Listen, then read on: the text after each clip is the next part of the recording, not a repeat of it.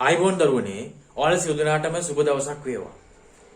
අද මේ වීඩියෝ පාඩම තුලින් මම උපකාරයක් කරන්න බලාපොරොත්තු වෙන්නේ සාමාන්‍ය පෙළ විභාගයට පෙනී සිටීමට බලාපොරොත්තු වෙන දරුවන්ට. ඒ කියන්නේ මේ වීඩියෝ පාඩම උදව්වක් වෙයි 10 ශ්‍රේණිය 11 ශ්‍රේණිය අපේ පුතාලට දුවලට. ඔයාලට අමාරු දෙයක් තමයි විචාර ලිවීම කියන එක. විචාර ලියන්න මෙන්න මේක තමයි විචාර ලියන ක්‍රමය මේකයි කියලා එකම ක්‍රමයක් නෑ පුතේ. කෙනෙක් කියයි මේක තමයි විචාර ලියන්න ඕන මෙහෙමයි. තව කෙනෙක් කියයි මෙහෙම තමයි විචාර ලියන්න ඕන කියලා. ඒ ක්‍රම දෙකේම හරි වැරදි තියෙන්න පුළුවන්. මම අද ඔයාලට උගන්වනවා ගුත්තිල වෙරණද නැත්නම් ගුත්තිල කාව්‍ය පදනම් කරගත්ත ඔයගොල්ලන් ගුත්තිල වෙරණද කියන පාඩම ඇසුරෙන් ඔයාලට විභාගයට එන විචාර ප්‍රශ්නයකට උත්තරය ලියන්නේ කොහොමද කියන එක කෙටියෙන් වීඩියෝ පාඩමක් ලෙස ඉදිරිපත් කරන්න තමයි මගේ බලාපොරොත්තුව. මම මේ උගන්වන්නේ මේ ලංකාවේ විචාර ලියන්න තියෙන එකම ක්‍රමේ නෙමෙයි. මම ඔයාලගේ වයසේ විශේෂයෙන් ඔය 10 11 අපේ පුතාලට දුවලට තේරුම් ගන්න පුළුවන් විදියට ඔයාලගේ පහසුව තකා තමයි මම මේ විචාර ලිවීමට මෙහෙම ක්‍රමයක් කියන්නේ ඡේද වශයෙන්. එහෙම නැත්නම් ඔයාලා පුරුදු වුණාට පස්සේ මෙහෙම ඡේද ගොඩනගමින් ඉන්න අවස්ථාවක ඔයාලට විචාර ලියන්න පුළුවන්. ඒක තේරුම් ගන්න.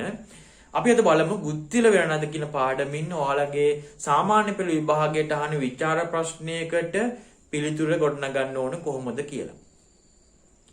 පුතේ ඔයාලා දන්නවා විචාරයක් ලියද්දී ඔයාලා ඉගෙනගෙන ඇති විචාරයක් ලියද්දී මුලින්ම අපි හැඳින්වීමේ ඡේදයක් ලියන්න ඕන. මුලින්ම අපි හැඳින්වීමේ ඡේදයක් ලියන්න ඕන.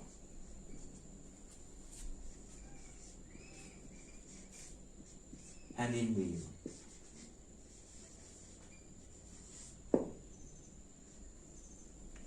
අපි විචාරයක් ලියද්දී පුතේ හැඳින්වීමේ ඡේදයක් ලියන්න ඕන. ඒක අපි දන්න කතාවක්. ඔයාලා ගුරුවරයෙකු උගන්වලා තියෙ ඔයාලට. අපි හැඳින්වීමේ ඡේදයක් ලියන්න ඕන. මම ඒක ගැනත් නැවත කතා කරනවා. පුතේ විභාගයට දෙන ලද ප්‍රශ්නෙන් විචාරාත්මක ප්‍රශ්නෙන් සාහිත්‍ය පේපරේ දෙන විචාර ප්‍රශ්නෙට අපි හැඳින්වීමක් ලියන්න ඕන ගුත්තිල වෙරණද පාඩමෙන් එනවා. මම දැන් කියනවා කොහොමද ලියන්නේ කියලා. ඊට පස්සේ පුතේ අපි උදාහරණ 4ක් තුලින්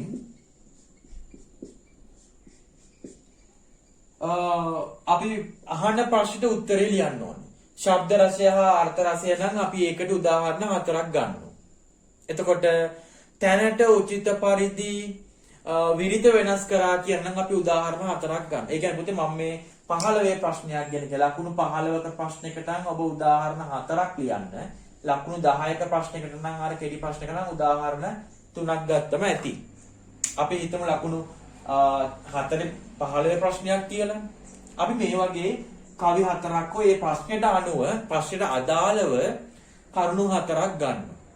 දැන් ගුත්තිල වෙරණද පාඩමේ නම් අපිට කවිණිය ගන්න තියෙන පුතේ. අපි කවි 4ක් මේ සඳහා උදාහරණ වශයෙන් තෝරා ගන්න ඕන. ඒ සඳහා ඔයාලා කවි කටපාඩම් කරලා තියා ගන්න ඕන කවි කීපයක්. අපි ඒ කවි දියලා අපිට ඊට පස්සේ අවසාන ඡේද ලියන්න පුළුවන්.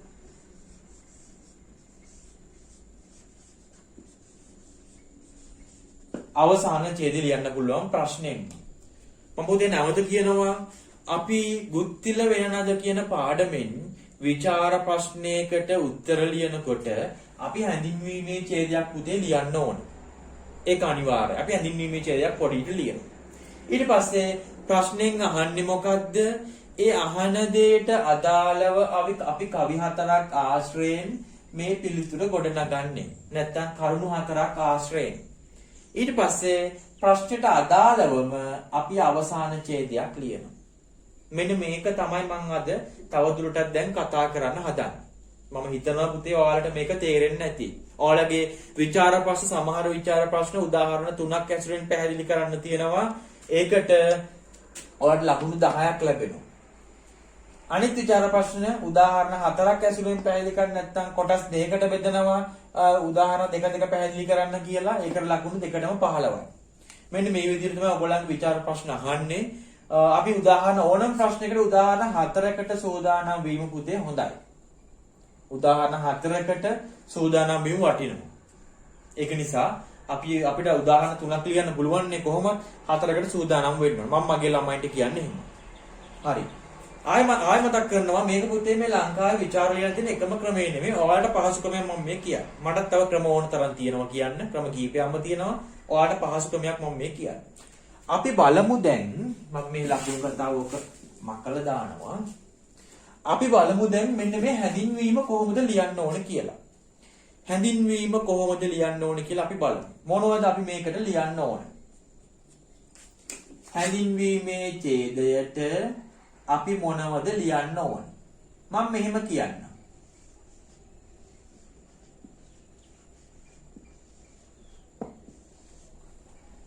හැඳින්වීමේ ඡේදයට අපි ලියන්නේ ඕපදූප. ඕපදූප අපි ලියන්නේ. මොනවද මේ ඕපදූප කියන්නේ? එහා ගෙදර නැන්දගේ විස්තරයි, එහා ගෙදර අක්කගේ විස්තරයි. ඒවත් ඕපදූප තමයි. හැබැයි අපි මේ හැඳින්වීමට ලියන්නේ ගුත්තිල වෙනනද කියන ඔයාලගේ පාඩම ඇසුරෙන් ඕපදූප තමයි පුතියක් මේ හැඳින්වීමට ලියන්නේ. ඕපදූප කියමු අපි දන්නවා කාගේ හරි ඕපදූපයක් නේ. ගම්වල තියෙන ඕපදූප. හැබැයි මේ හැඳින්වීමට අපි ලියන්නේ ගුත්තිල වෙනනද කියන පාඩම ආශ්‍රයෙන් තියෙන ඕපදූප තමයි අපි මේකට ලියන්නේ.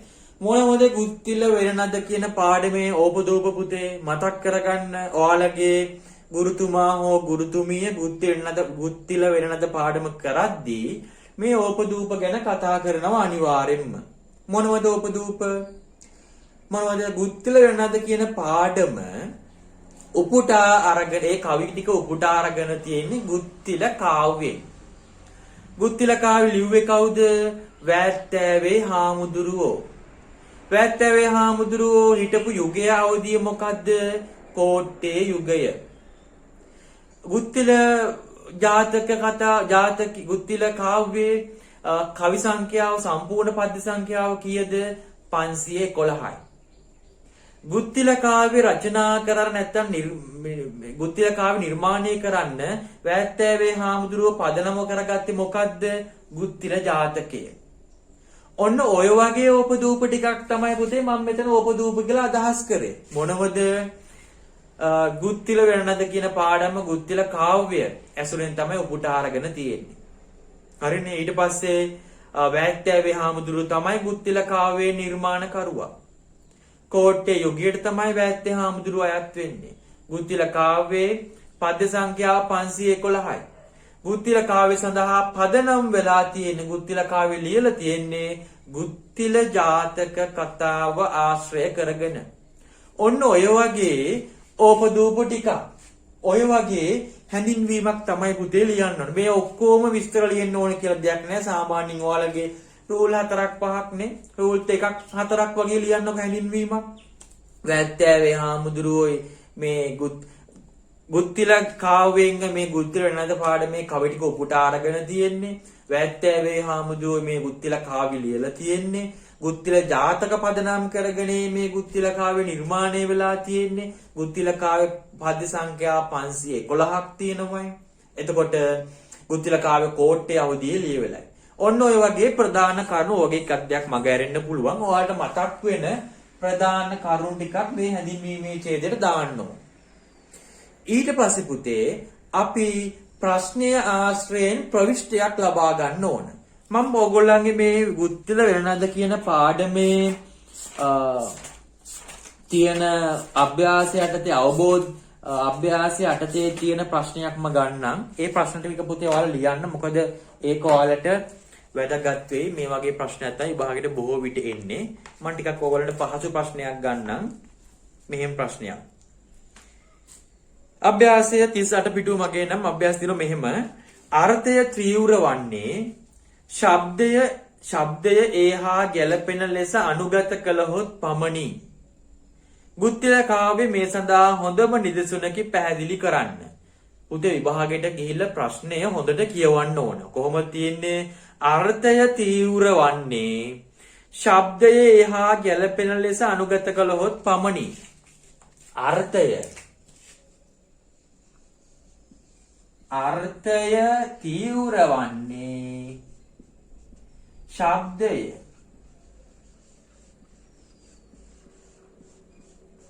ඒකට හරියන්න ගැලපුණොත් විතරලු. අර්ථය වැඩි වෙන්නේ, අර්ථය තීව්‍ර වෙන්නේ මේ ශබ්දයක් මේකට තිබුණොත්ලු. එහෙනම් ආයි මම නැවත කියනවා, අර්ථය තීව්‍ර වන්නේ ශබ්දයේ එහා ගැලපෙන ලෙස අනුගත කළහොත් පමණි.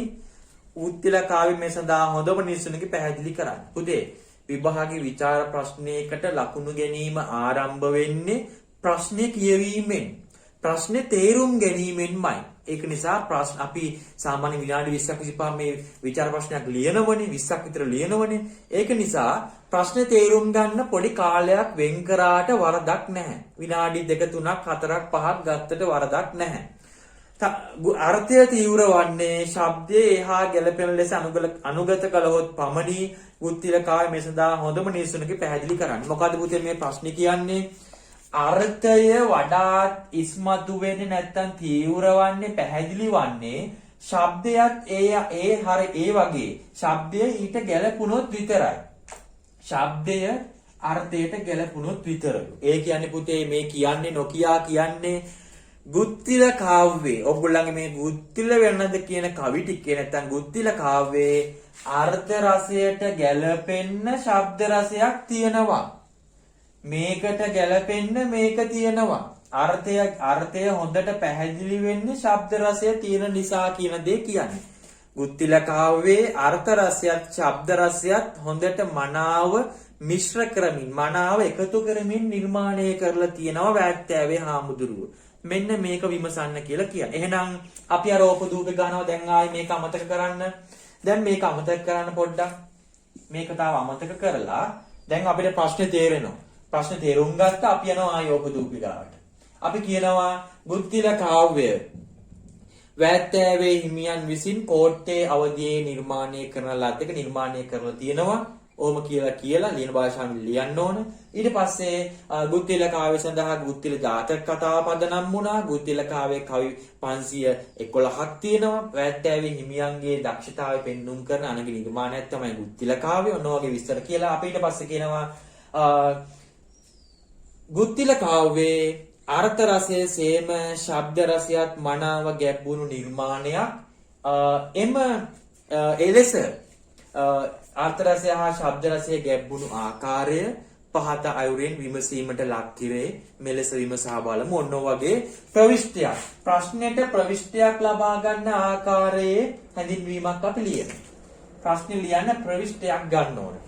අර්ථය තීව්‍ර වන්නේ ශබ්ද රසය හා මනාව ගැලපෙන ලෙස අනුගත කළොත් පමණි. මේ සඳහා ගුත්තිල කාව්‍ය හොඳම දිසුණක් බව පහත අයුරින් විමසමු. ඔන්න ඔය වගේ හැඳින්වීමේ ඡේදයක් ලියන්න ඕන ගාලා. හරිනේ? ඕපදූප ටික ලිව්වා. ප්‍රශ්නේ පොඩ්ඩක් කියවලා ප්‍රශ්නේ තේරුම් අරගෙන අපි හැඳින්වීම ලියනවා. ඕපදූප ටික ලිව්වා.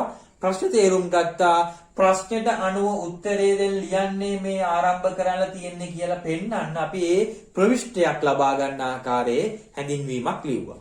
දැන් පුතේ ඔයාලට හැඳින්වීම ලියන්න පුළුවන් ගුත්තිල කාව්‍ය. හැඳින්වීමක් ලියන්න ඕන. ඊට පස්සේ පුතේ දැන් ප්‍රශ්නේ ආයේ මම නැවත කියනවා. ඔයාලා පුතේ ප්‍රශ්නේ පොඩ්ඩක් කියවන්න. මම මේ ඔයාලට මේක පෙරහරුවක් දෙන්න ඕන නිසා නැවත කියවනවා. අර්ථය තීව්‍ර වන්නේ ශබ්දයේ හා ගැළපෙන ලෙස අනුගත කළොත් පමණි. ගුත්තිල කාව්‍ය මේ සඳහා හොඳම නිසුනක පැහැදිලි කරන්න. අර්ථය තීව්‍ර වන්නේ ශබ්දයේ ඒ අනුව තිබුණොත් තමයි. ගුත්තිල කාව්‍යයේ අර්ථ රසය තීව්‍ර වෙන්නේ නැත්නම් අර්ථ රසය වගේම ශබ්ද රසයක් තියෙනවා කියලාක මේ කියන්නේ. අපි දැන් අපිට මේකේ ලියන්න පුළුවන්. අපිට මේ ඡේදයෙන් උත්තර ලියන්න අපි ආරම්භ කරලා තියෙන්නේ. අපිට කියන්න පුළුවන් ගුත්තිල කාව්‍යයේ අර්ථ රසයේ සේම ශබ්ද රසයක් තියෙනවා. ඒ සඳහා නිදසුනක් ලෙස අපිට කවියක් ගන්න පුළුවන්. නිදසුනක් ලෙස මොකද්ද ගන්න කවිය?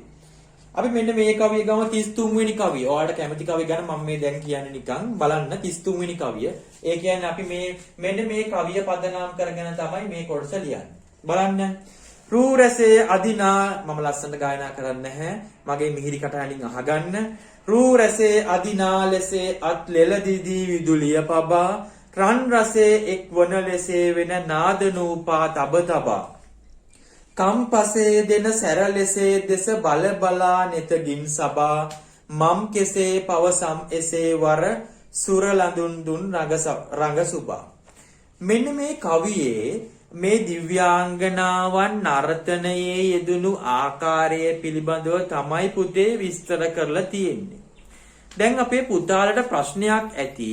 දැන් සර් කිව්වා මෙන්න මේ කවිය ගැන මේ කවියෙන් අපි මේ ප්‍රශ්නෙට උත්තරේ ලියන්න හදන්නේ. අපි මේ කවිය උදාහරණ විදියට අරගෙන අපි කියනවා මේ කවියේ අර්ථ රසය වගේම ශබ්ද රසයක් තියෙනවා. අර්ථ රසය වඩාත් ඉස්මතු වෙන්න තීව්‍ර වෙන්න උචිත ශබ්ද රසයක් ඇති කරන්න කවියා උත්සාහ අරගෙන තියෙනවා. අපි මේ පොඩ්ඩක් විස්තර කරමු. අපි මේ කවියේ වචනයෙන් වචනට තේරුම ලියන්න අවශ්‍ය නැහැ පුතේ. අපේ ਵਿਚාරය අහලා නැහැනේ ලිහිල් භාෂාවෙන් ලියන්න කියලා. අපි මේකේ වචනයක් ගානේ වචනෙන් වචනේ අර්ථය කියන්න ඕනේ නැහැ. අපි මෙන්න මේ කවියේ මෙන්න මෙහෙම අර්ථයක් කවියා ලබා දෙනවා කියලා ඊටාම කෙටියෙන් ලියන්න. මේකේ තියෙන්නේ රූප සමූහයක් අඳිනවා රූප සමූහයක් අඳිනවා වගේ නේ විදුලිලියේ ආලෝකයෙන් අත් බබලෝමින් ඔන්නෝ වගේ තේරුමක් තියෙනවා. රත්රන් හා රසදී එකතු වෙනවා වගේ තාලයට අණුව පහද තබනවා නේ. එතකොට අනංගයාගේ මල් දුනුයි වගේ සබාව දෙස බලනවා. ඒ වගේම මම කොහොමද පවසන්නේ මේ අලංකාර දිව්‍යාංගනාවන්ගේ රංගනය කියලා නර්තනය කියලා නැටුම කියලා වැත්තෑවි හිමියෝ ප්‍රශ්නාර්ථයක් ඇතුළත් කළා. ඒ තරම් මේ නර්තනය ලස්සනයි නේ. මෙන්න මේම අර්ථයක් දෙන්නේ. අපි මේ අර්ථය සම්පූර්ණ මෙහෙම කියන්න ඕනේ. අපිට කියන්න පුළුවන් බුත්තිල පඬිතුමාගේ වීණා නාදය ඇසීම සඳහා පැමිණි දිව්‍යාංගනාවන්ගේ නැටුමෙහි විලාසය අලංකාරය මෙම කවියෙන් කවියා විවිධ අලංකාර උපමා රූපක තුලින් ඉදිරිපත් කරලා තියෙනවා. අර්ථ රසය ගැන්වීම සඳහා කවියා මෙතෙන්දී උපමා භාවිතා කරලා තියෙනවා. ඒ වගේම සරල භාෂාවක් භාවිතා කරලා තියෙනවා. රූ රසේ අදිනා ලෙසේ අත් ලෙලදිදී විදුලිය පපා රන් රසේ එක්වන ලෙසේ උපමා පුතේ මේකේ තියෙන්නේ. කම්පසේ දෙන සැර ලෙසේ උපමා මේකේ තියෙන්නේ. පුතේ අර්ථ රසය ඇති කරන්න නම් කවියට පුළුවන් සරල භාෂාවක් භාවිතා කරන්න. එක සරල භාෂාව. අනිත් එක උපමා රූපක භාවිතය. අනිත් එක තමයි ධ්වනිතාර්ථවත් පද භාව. ඒ කියන්නේ අඟවන ධ්වනිතාර්ථවත් කියන්නේ පුතේ අඟවනව කියන එක. ප්‍රධාන වශයෙන් මෙන්න මේ කරුණු තුන අපිට ගන්න පුළුවන්. තව අපිට කියන්න පුළුවන් චිත්ත රූප මැවීම නේ. එතකොට ගැමි භාෂාව වගේ දේවල් චිත්ත රූප මැවීම. එතකොට අපිට මේවත් ගන්න පුළුවන්. අපිට මෙන්න මේ කාරණා ටිකක් ඔයාලා මතක තියාගන්නකෝ. එකක් පුතේ අර්ථ රසය ඇති වෙන්න නම් අපිට මේකේ භාෂාව සරල වුණොත් අර්ථ රසය හොඳට ඇති වෙනවා. ඊට පස්සේ උපමා භාවිතය මේකේ තියෙනවා. චිත්ත රූපම අවනවා අපිට. අඟවනවා ධ්වනිතාර්ථවත් භාවය. අපි නැත්තම් අඟවනවා කියලා කියනවා. මෙන්න මේ දේවල් අපිට අර්ථ රසය සඳහා අවශ්‍ය වෙන දේවල්. කවියා මෙන්න මෙහෙම දේවල් භාවිතා කරමින් ලස්සන අර්ථ රසයක් මේ කවියට එකතු කරලා තියෙනවා. අර්ථ රසය විතරක් නෙමෙයි මේ කවියේ තියෙන්නේ. මේ අර්ථ රසය වඩාත් ඉස්මතු වෙන්න හොඳ ශබ්ද රසයකුත් මේකේ තියෙනවා. ශබ්ද රසයක් ඇති වෙන්න පුතේ අපි පොදුවේ ගත්තොත් මුල මැද අග එලිවැට. එලිවැට කියන දේවල් දන්න වෙති. ඒ කියන්නේ පුතේ කවියක මුල මැද අග එකම මේ මුල් වචනේ එකම යයන්නෙන් නම් මෙහෙම යයන්නෙන් අවසන් වෙනවා. රයන්නෙන් නම් රයන්නෙන් මෙහෙම අවසන් වෙනවා. ටයන්නෙන් නම් මෙහෙම ටයන්නෙන් අවසන් වෙනවා. මෙන්න මේක තමයි මුල මැද අග එලිවැට ආරක්ෂා කරනවා කියන්නේ. මෙතන මැද නැත්තම් එලිවැට මුල අග විතරයි. මේ මැද කොටස එලිවැට එහෙම ආරක්ෂා වෙලා නැත්තම් මුල අග විතරයි. මුලත් නැත්තම් අග විතර නම් අග විතරයි. මෙහෙම එලිවැට ආරක්ෂා කරලා තියෙනකොට අපිට ලස්සනට ගායනා කරන්න පුළුවන්. අපි මේ කවිය බලමු.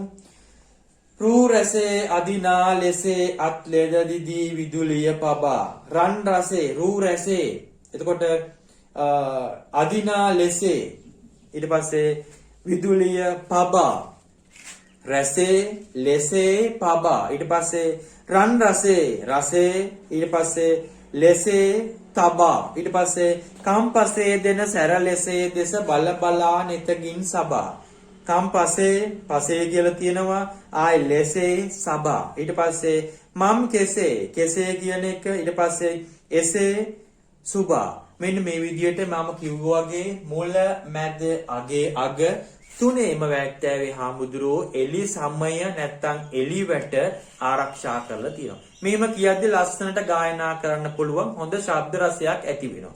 ඒ වගේම පුතේ මේකේ රූ රසේ ඊට පස්සේ රන් රසේ තබ තබා ඒ බල බලා මෙන්න මේ වගේ එකම ශබ්දය එහෙම නැත්නම් එකම වචනය එකම අකුර නැවත නැවත එක ළඟ යොදලා තියෙනවා. බලන්න රූ රසේ ඊට පස්සේ රන් රසේ ඊට පස්සේ තබ තබා තව මොනවද බල බලා මෙන්න මේ වගේ එකම ශබ්දය එකම ශබ්දය වෙන්නත් පුළුවන් එකම අකුර වෙන්නත් පුළුවන් එකම වචනය වෙන්නත් පුළුවන් එක හා සමාන අකුරු ඒ ශබ්ද දෙන අකුරු වෙන්න වචන වෙන්නත් පුළුවන් එක ළඟ යොදනවා. මේකට පුතේ අපි හඳුන්වනවා අනුප්‍රාසය කියලා. මොකද්ද අනුප්‍රාසය? මෙහෙම අනුප්‍රාසය දීමෙනුත් කවියා මේ කවියට හොඳ ශබ්ද රසයක් ඇති කරවන්න උත්සාහ අරගෙන තියෙනවා. අනුප්‍රාසය යෙදීම. ඒ වගේම පුතේ මේකේ දිගු විරිතක් භාවිතා කරලා තියෙනවා. පුතේ විරිත කියන දේ විරිත කියන්නේ මොකක්ද කියලා මම කාය විචාර මූලධර්ම ගැන සාකච්ඡා කරද්දී පැහැදිලි කරලා ඇති. මම සරලව කියන්නම් මෙහෙම.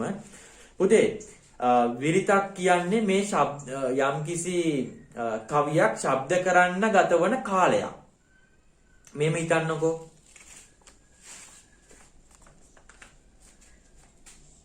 මෙහෙම අයන්න කියද්දී අපි ඊට ශබ්ද කරන්න මේකේ ශබ්ද කරන්න ගතවන කාලය එකවරක් ඇසිපිය ගැසීමට ගතවන කාලය. අපි ඒක නිසා අපි ඒක හඳුන්වනවා මාත්‍රා 1යි කියලා.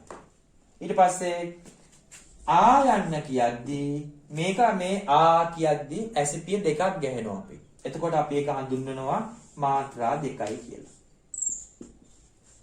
දැන් ඔයාලගේ කවියක පොඩ්ඩක් ඉන්න මම මේක මකනකම්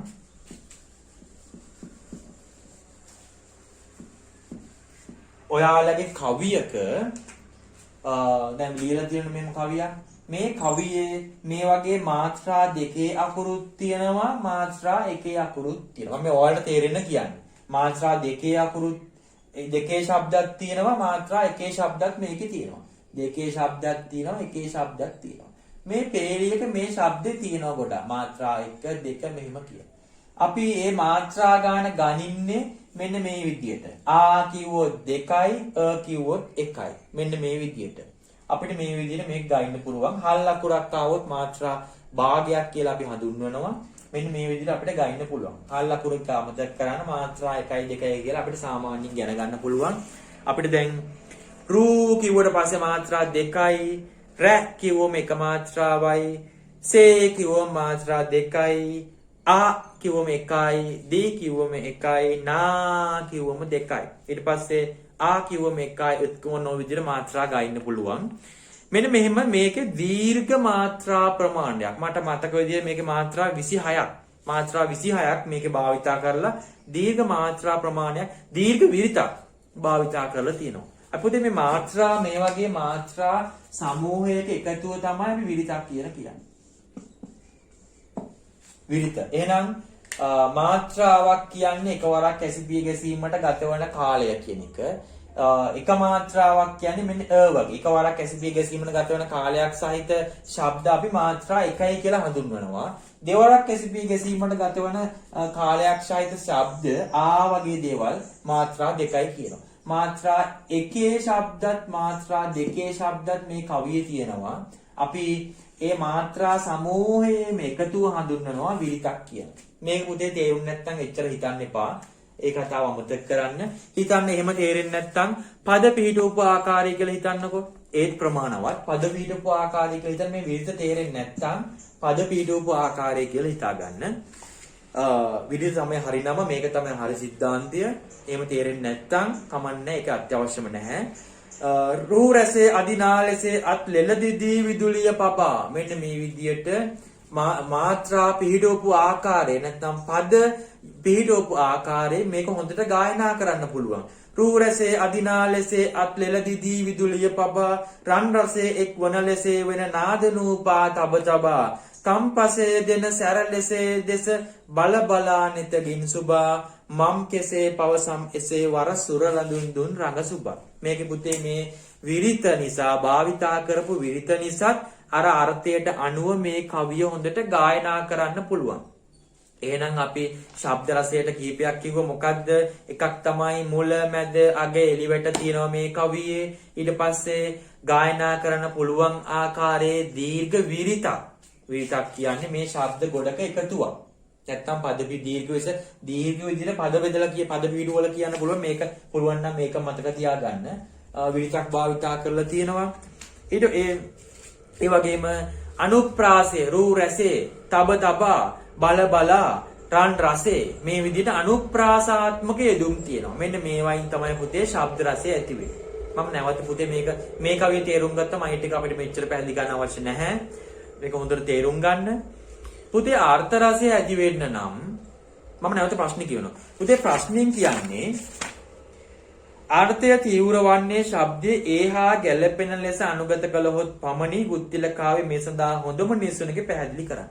මේ කියන්නේ පුතේ ගුත්තිල කාව්‍යයේ අර්ථ රසයට ගැළපෙන්න ශබ්ද රසයක් තියෙනවා. අර්ථ රසය ඉස්මතු වෙන්නේ ශබ්ද රසය නිසා කියන එක නෙමෙයි කියන්නේ. පුතේ අර්ථ රසයක ඕනම කවියක අර්ථ රසය ඇති වෙන්න නම් උපමාති භාවිතා කිරීම අර්ථ රසයට ඇති වෙන්න පුළුවන්. රූපක භාවිතා කිරීම, එතකොට චිත්ත රූප මැවීම, සංකල්ප චිත්ත රූප මැවීම කියන එක, සංකේත භාවිතය කියන එක, ධ්වනිතාර්ථවත් භාවය, ව්‍යංගාර්ථ, ධ්වනිතාර්ථවත්, ඒ කියන්නේ ඇඟවීම කියන එක. මෙන්න මේ දේවල් අර්ථ රසය සඳහා ඕන වෙනවා පුතේ. අර්ථ රසය ඇති වෙන්නේ මේ දේවල් තමයි කවිය භාවිතා කරන මේ වගේ උපක්‍රම.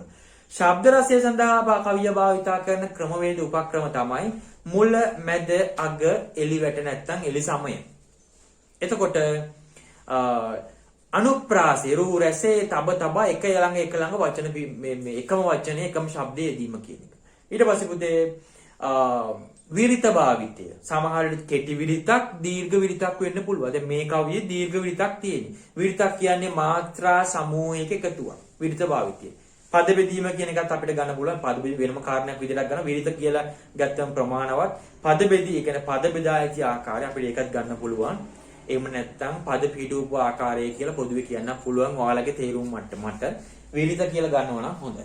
මෙන්න මේ ටික පුතේ අර්ථ රසය හා ශබ්ද රසයට අවශ්‍ය වෙනවා. අපි දැන් කියන්න ඕන ගුත්තිල කාව්‍යයේ අර්ථ රසයට මේ උපමා රූපක චිත්ත රූප මෙන්න මේ දේවල් තියෙනවා.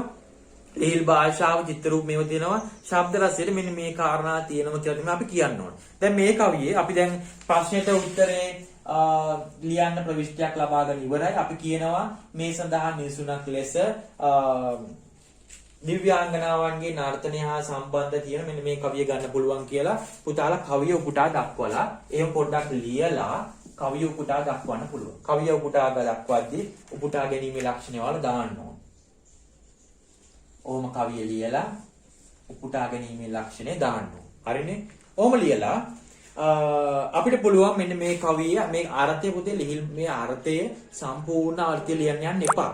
එහෙම වුණොත් මේක අමාරුයි. ඒක නිසා අපි සාමාන්‍ය මේ කවිය කියවලා අපේ වචනෙන් අපි කෙටියෙන් පොඩ්ඩක් මේක පැහැදිලි කරමු. මේ කවියෙන් දිව්‍යාංගනාවන්ගේ අලංකාර නර්තනයේ ස්වභාවය කවිය විස්තර කරලා තියෙනවා. ගුත්තිල පඬිතුමාගේ වීණා වාදනයට අනුව දිව්‍යාංගනාවෝ නර්තනයේ යෙදෙනවා.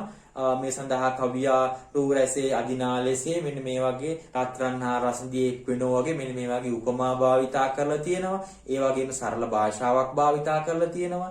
ඒ වගේම මේකට චිත්ත රූපම වෙන පරිදි මේක කවියා කියලා. අපිට දැන් දිව්‍යාංගනාව නටනවා පේනවා දැන්.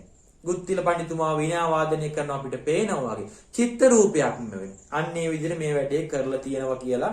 ඒ වගේම මේකේ කවියා මේ ඇඟවීමක් කරනවා, ධ්වනිතාර්ථ කරනවා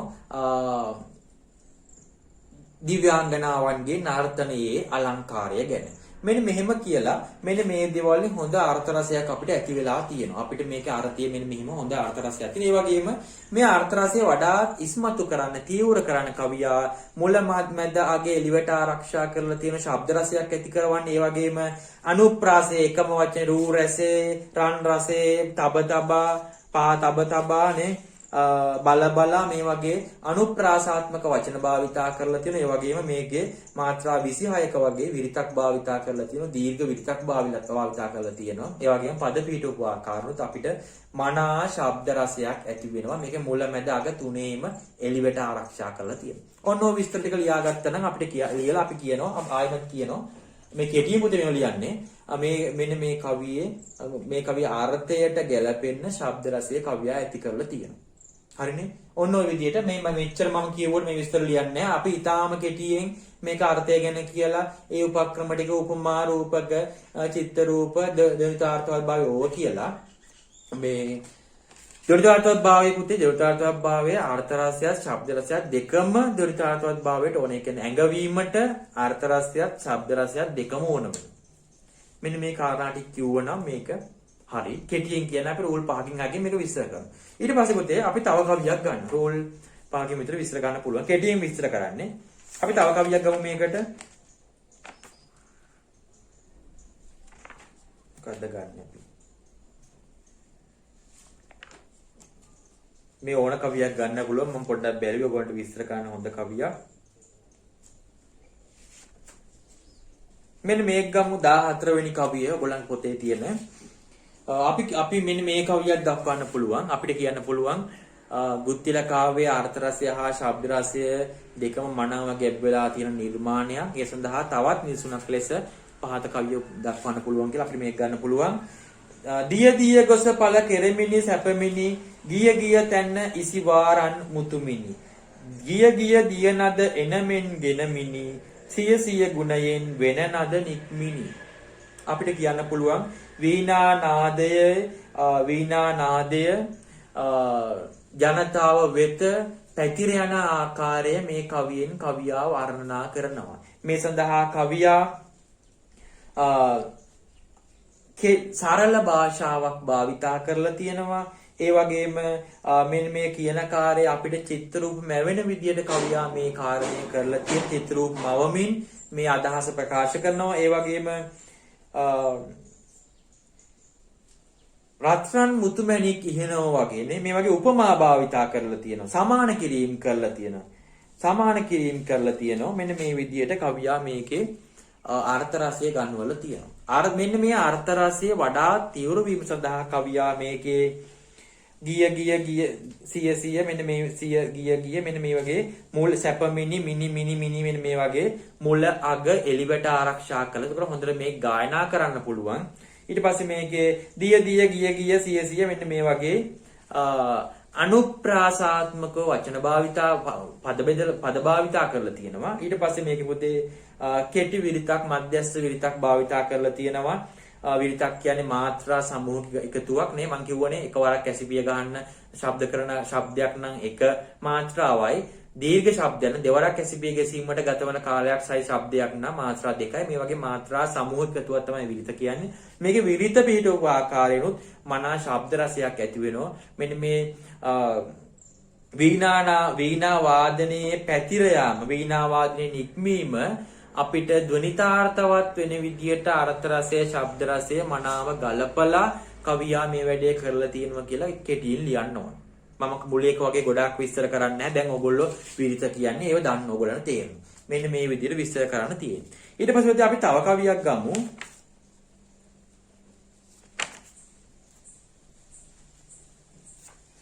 පාලස්වෙනි කවියක් ගන්නවා. අපි කියනවා මේ සඳහා තවත් නිසුණක් ලෙස මෙන්න මේ පහත කවිය ගමු. නැත්නම් කවිය ලියලා අපි කියනවා මේ කවියෙත් මෙහෙම තියෙනවා කියලා ලියලා අපි කියනවා පියසන්නෝ බිඟු දැල් රැඳි කොපුලි අවසන්නෝ වෙන නදටම කුහුලි මද සංසුන් පියොවින් සිටි නොසෙලි ගජසෙන් සිටියම් ගජසිරි කියලි. මෙන්න මේ කවියෙත් අපි කියන්න ඕනේ මේ කවියෙත් අර්ථ රසය වඩා තීව්‍ර වෙන්නේ මේ කවියෙන් දෙන ශබ්ද රසය නිසා.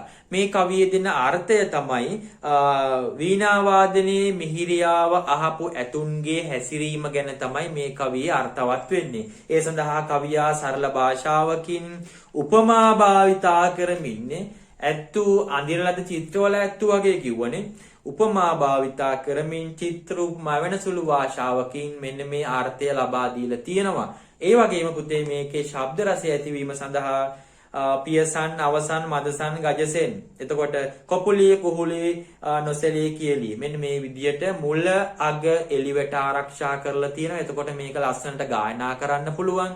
ඒ ශබ්ද රසයක් ඇති කරලා තියෙනවා. ඒ වගේම පුතේ මේකේ පියසන් එතකොට වෙන නදටම එතකොට වෙන නදටම වෙන නද කියන එක ඊට පස්සේ අපිට ගන්න පුළුවන්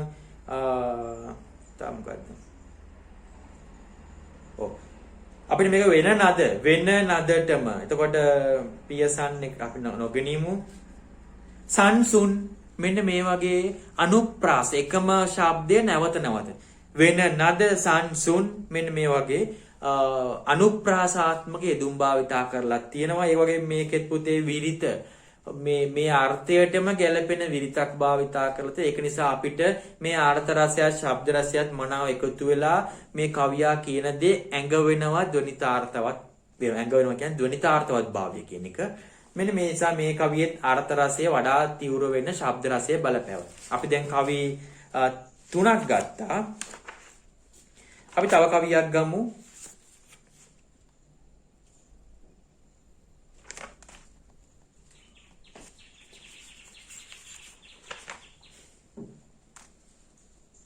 මම මේ ඔයගොල්ලන්ට හොඳ කවියක් බැලුවේ. ලේසි හොඳ කවියක්.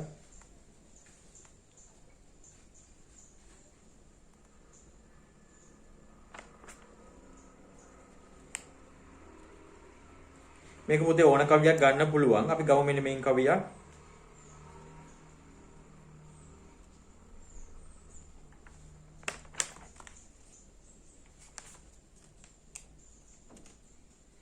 දාහත් වෙනි කවිය ගමු. නිති නිරුඳුගේ රැකවලෙහි නියුත්තෝ ෘති ලෙස රුපුනොද බිඳ ජයගත්තෝ පැතිරෙන වෙන නද බැඳුණු සිතැත්තෝ අතිනවි ගිලිහෙන බව නොම දත්තෝ. අපි කියනවා මේ කවියේ අර්ථ රසය වඩා තීව්‍ර වෙන්නේ ශබ්ද රසය නිසා. මේ කවියේ කවියා වර්ණනා කරන්නේ අර්ථවත් කරන්නේ ගුත්තිලගේ වීණානාදයේ අහපු යුද බටයන්ගේ යුද සෙබළුන්ගේ හැසිරීමයි. යුද සෙබළුන්ගේ තමන්ගේ වගකීම අමතක කරමින් තමන්ගේ අතේ තිබිච්ච ගල්කටස්සක ටීපනස්සයි නෙමෙයි අතේ තිබිච්ච ආයුධ අතහැරුණ දන්නේම නැතුව මෙන්න මේ වගේ අර්ථයක් කවියා මේකෙදි ගෙන දෙන්නේ. සරල භාෂාවකින් අපේ හිතට චිත්ත රූප මැවෙන විදියට තමයි කවියා මේ අර්ථය ලබා දෙන්නේ. මේ අර්ථය වඩා ඉස්මතු කිරීම සඳහා කවියා නිත්‍ය ෘත්‍ය පැති මේ වගේ ඊට පස්සේ නියුත්තෝ ගත්තෝ හිතත්තෝ දත්තෝ වගේ මුල අග එලි සමය ආරක්ෂා කරලා තියෙනවා. ඒ වගේම මේකේ විරිත භාවිතා කරපු ආකාරය මධ්‍යස්ථ පොඩි කුඩා මධ්‍යස්ථ විරිතක් භාවිතා කරලා තියෙන්නේ. නිත්‍ය නිරුදුගේ රැකවලෙහි නියුත්තෝ නේ ෘති ලෙස රුපුනද බිඳ ජයගත්තෝ මෙන්න මේ විදිහේ භාවිතා කරපු විරිත නිසා පද බෙදීම නිසා අපිට මේ ශබ්ද රසය මේකේ හොඳට ඇති වෙලා තියෙන මනා ශබ්ද රසයක් ඇති වෙලා තිනවා අර්ථයට ගැලපෙන්නම. ඒ වගේම පුතේ මේකේ නිත්‍ය නිරිඳුගේ ඊට පස්සේ වෙන නද අතිනවි නේ අතිනවි එකම ශබ්දය අතිනවි නිත්‍ය නිරිඳුගේ ඊට පස්සේ වෙන නද මෙන්න මේ වගේ අනුප්‍රාසාත්මක හැඟීමක් ඇති වෙන. කියන්නේ එකම ශබ්දයේ එකම වචනේ නැවත යොදලා තියෙනවා. මේව නිසාත් මේකේ හොඳ ශබ්ද රසයක් ඇති වෙලා තියෙනවා. ඒකේ ඒ ශබ්ද රසය ඇතිවීම සඳහා මේ යොදාගත් උපක්‍රම නිසා අපිට මේ කවියා කියන දෙයට වඩා දෙයක් ඇඟ වෙනවා ධ්වනිතාර්ථවත් වෙනවා. ඒ කියන්නේ මේ සෙබළුන්ගේ හැසිරීම සම්බන්ධ කවියා කියන කාරණේ ඒ අර්ථය වඩා ඉස්මතු වෙනවා මේ ශබ්ද රසය නිසා. අපි පුතේ කවි 4ක් ගත්තා. මම නැවත එකපාරක් ප්‍රශ්නේ කියවන්නම්. අපි එහෙම ප්‍රශ්න සම්බන්ධ කරමින් ලියන්න ඕන. ප්‍රශ්නේ කියවන්නම්. අර්ථය තීව්‍ර වන්නේ ශබ්දය එහා ගැළපෙන ලෙස අනුගත කළොත් පමණි ගුත්තිල කාව්‍ය මේ සඳහා හොඳම නිසක පැහැදිලි කරන්න. පොතේ අපිට අවසන් ඡේදය කියන්න පුළුවන්. දැන් අපි මේක ලියලා තියෙන්නේ ඔක්කොම අවසන් ඡේද ලියන්න පුළුවන්. දැන් අවසාන ඡේදනේ අපිට මේකේ ලියන්න මොනවද ලියන්නේ අපි ප්‍රශ්නෙම මේක ලියන්න පුළුවන්. පටන් ගත්ත ප්‍රශ්නෙම්මයි අවසන් ගන්නත් පුළුවන්. අපිට ප්‍රශ්නෙම්ම අපිට කියන්න පුළුවන් අර්ථය වඩාත් තීව්‍ර වන්නේ ශබ්ද රසයේ හා ගැළපෙන ලෙස එමෙහෙම කරපුවා. ගුත්තිල කාව්‍යයේ අර්ථ රසයේ සේම ශබ්ද රසයත් මනාව ගැබ් වී ඇති බව ඉහත කී කරුණු වලින් පැහැදිලි වේ සනාථ වේ. ඔන්න ඔය වගේ පොඩි අවසන් ඡේදය රූල් 2ක 3ක අවසන් ඡේද දෙකක වගේ වුණත් ඇති පොඩි අවසන් ඡේදයක් අපි සැලට වහන් කරන්න පුළුවන්. දැන් පුතාට හිතනවා දැන් මෙච්චර වෙලා මෙහෙම කියනකොට අපි කොහොමද ලියන්නේ කියලා. පුතේ මේවා අපි කෙටියෙන් ලියනවා. මම නැව සාරාංශ කරනවා. අපි අපේ ප්‍රශ්නේ තිබුණේ පුතේ අර්ථ රසය හා ශබ්ද රසය. ගුත්තිල කාව්‍යයේ අර්ථ රසය ශබ්ද රසය දෙකම හොඳට තියෙන. එහෙම නැත්නම් අර්ථ රසය වඩා තීව්‍ර වන්නේ ශබ්ද රසය නිසා කියන එක. අපි පුතේ හැඳින්වීමේ අපි ගුත්තිල කාව්‍ය ගැන වැද්දෑවේ හාමුදුරු ගැන පොඩි විස්තර ටිකක් කියලා අපි කියනවා. ගුත්තිල කාව්‍යයේ අර්ථ රසය වඩා තීව්‍ර වෙන්නේ ශබ්ද රසය නිසා අපි ඒ බව මෙහෙම විමසමු. ඔන්න වගේ අපි හැඳින්වීමක් ලියනවා. අපි ඊට පස්සේ පුතේ අපි මේ හැඳින්වීම ලියලා අපි කියනවා මේ සඳහා නිසුණක් ලෙස දිව්‍යාංගනාවන්ගේ නර්තන විලාසය දැක්වෙන මේ කවිය අපි මේ කවිය උපුටා දක්වනවා කියලා ලියලා ඒ කවිය ලියලා කවිය උපුටා ගැනීම ලක්ෂණ දාලා අපි කියනවා මේකේ අර්ථ රසය මෙන්න මෙහෙම තියෙනවා. ඒ සඳහා කවිය උපමා භාවිතා කරලා තියෙන රූපක අපි තියෙන දේවල් උපමානම් උපමා සරල භාෂාව එතකොට චිත්‍ර රූප වෙන සුළු විදියට මේ කලියලා තියෙනෝනේ. ඔය විදිහට රූපක තියෙන රූපක අපි මේ විදිහට කලියලා ඊට පස්සේ කියනවා ඒ වගේම මේකේ අර්ථ රසය වගේම මේකේ ශබ්ද රසයක් තියෙනවා. මේකේ ඒ සඳහා කවියා මුලාගේ එලිවැට නැත්නම් මුලමැදාගේ එලිවැට අනුප්‍රාස ඊට පස්සේ විරිත භාවිතා කිරීම මෙන්න මේ දේවල්. එතකොට අපි ඒ කවිය ලියලා ඊට පස්සේ කියනවා මේ තව කවියක් ගන්න අපි ඒකත් ඒ විස්තර ලියනවා. මේ විදිහට කවි හතරම අරගෙන පුතේ විස්තර ලියනවා. මුල් කවිය අරන් මේක විස්තර ලිව්වා. දෙවෙනි කවිය, තුන්වෙනි කවිය, හතරවෙනි කවිය. අපි ඒ හැම කවියෙම ප්‍රශ්නෙට සම්බන්ධ කරන්න ඕනේ. හැම කවියෙම ප්‍රශ්නෙට සම්බන්ධ කරන්න ඕන. ප්‍රශ්නෙට සම්බන්ධ කරමින් තමයි ලියන්න ඕනේ. මේ කවියේ අර්ථ රසය වෙන්නේ මෙහෙමයි. ඒ වගේම මේ අර්ථ රසය වඩාත් ඉස්මතු කරන්න හොඳ ශබ්ද රසයක් ඇති කරලා තියෙනවා. ඒ සඳහා කවියා මෙන්න මෙහෙම උපක්‍රම භාවිතා කරා කියලා කෙටියෙන් කියන්න ඕන. පුතේ මේකේ උපක්‍රම නෙමෙයි අහලා තියෙන්නේ. අපි හැබැයි කෙටියෙන් අපි උපක්‍රම ටික පොඩ්ඩක් කෙටියෙන් විස්තර කරමින් මෙන්න මේ කවිය හතර ලියාගෙන යනවා. පුතේ කෙටියෙන්. ඔයාලා ගෙදරදී ලියලා පුරුදු වෙන්න විනාඩි 25කට වගේ මෙන්න මේ ප්‍රශ්නකට උත්තරයක් කියන පුරුදු වෙන්න. විභාගයට කියලා විනාඩි 30ක් විතර යන පුළුවන් සමහර විට විනාඩි 25කින් මේ වගේ ප්‍රශ්නයක් ලියන පුරුදු මේක කෙටියෙන්. ඊටමත් කෙටියෙන් මම මේ විරිත ගැන විස්තර කරාට ඒව පුතාලා ලියන්නේ නැහැ. ඊටමත් කෙටියෙන් මෙන්න මේ වැඩේ කරලා අපි අවසන් කරනවා. මේ අනුව ගුත්තිල කාව්‍යයේ අර්ථ රසය වගේම ශබ්ද රසයත් ගැබ් වෙලා තිබෙන බව පැහැදිලි. එහෙම නැත්නම් ගුත්තිල කාව්‍යයේ අර්ථ රසය වඩාත් ඉස්මතු වීම සඳහා ශබ්ද රසයද කවියා භාවිතා කර ඇති ආකාරය මේ කරුණු වලින් පැහැදිලි වෙයි කියලා පුතාලට මේ උත්තරේ ඉවර කරන්න පුළුවන්. එච්චර කලබල වෙන්න එපා, බය වෙන්න එපා. මේ විදිහට ලියලා බලන්න. ප්‍රශ්නයක් තියෙනම් අහන්න. මේ විදිහට ලියාගත්තොත් ඔයාලට ලකුණු පිළිවෙලට ලියන ලකුණු ඉතින් ඔයාලට 12කට වගේ ආගන්න පුළුවන්. මොකද කරුණු ටික ඔක්කොම අදාළ නිසා.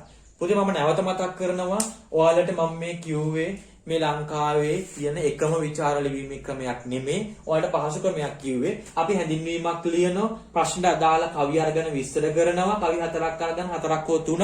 ඊට පස්සේ ඒ කියන්නේ ලකුණු 10 කන්නම් කවි 3යි 15 කන්නම් කවි 4යි විස්තර කරලා ඒ කියන්නේ ප්‍රශ්නේ අනුව ඔයගොල්ලෝ ප්‍රශ්න කියවමු තේරෙන කවි ගන්න. හෝ පුටා ගැනීම ගන්න. ඊට පස්සේ ඒ ප්‍රශ්නෙම්ම අවසාන ඡේදයක් ලියනවා. අපි මේක ලියන්නේ ප්‍රශ්නට අදාළ කරමින් අපි ඕපදූපට ලියලා ප්‍රශ්නෙට තමයි ප්‍රවිෂ්ඨිය ලබා ගන්න. මේ හැම දෙයකම ප්‍රශ්නට සම්බන්ධ කරන්න. මේ හැම එකම ප්‍රශ්නට සම්බන්ධ කරන්න ඕන. අවසාන ඡේදෙත් ප්‍රශ්න ආශ්‍රයෙන් තමයි අපි ලියන්නේ. පුතේ වීඩියෝ පාඩමක් නිසා ඔයාලගෙන් ප්‍රශ්න අහන්න විදියක් නැහැ. මම හිතනවා ඔයාලට යම්කිසි අවබෝධයක් මේ විචාරීම සම්බන්ධව ලැබෙන්නේ නැති කියලා. පුතේ මේවා මෙච්චර මම කිව්වට කලබල වෙන්න එපා. ඊටාම කෙටියෙන් මේ වැඩේ කරන්න ඕන වැඩක්. හරි ඔයාලට ප්‍රශ්න එහෙම තියෙනවා නම් ඔයාලට අහන්න පුළුවන් කමෙන්ට්ස් යටතේ හෝ මගේ Facebook මගේ කමෙන්ට්ස් යටතේ ඔයාලට ප්‍රශ්න තියෙනවා අහන්න පුළුවන්. අපි ඉදිරියේදීත් මේ වගේම පාඩමකින් ඔයාලත් එක්ක සම්බන්ධ වෙන්න බලාපොරොත්තු වෙන අදට ඔයාලගෙන් සමුගන්නවා. අයිබෝවන්.